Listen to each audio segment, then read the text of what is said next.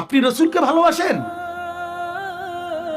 গায়ের জোরে বলেন এটা না, গায়ের জোরে ভালোবাসা দুনিয়ায় দেখায় যান।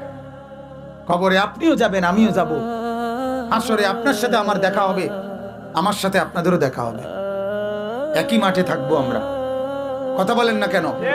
হাসরের মাঠে আমরা কয় মাঠে থাকুম? এক মাঠে, এক মাঠে একসাথে দেখা হবে।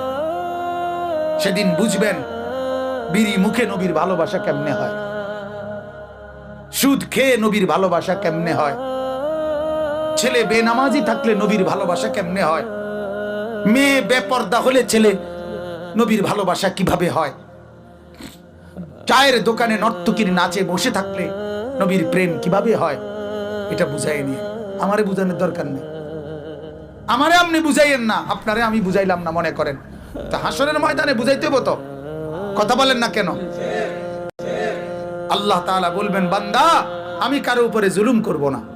ইন্নাল্লাহা লা ইয়াজলিমু মিসকালা দাররা, কোরআনে আছে, আল্লাহ বলেন আমি কারো উপরে এক বিন্দু জুলুম করব না। তুমি জান্নাতে যাইবা না জাহান্নামে যাইবা, এটা তুমি একভাবে না বহুভাবে বুঝাইয়া দেবো আমি আল্লাহ, এরপরে তোমার ফয়সালা শুনবা।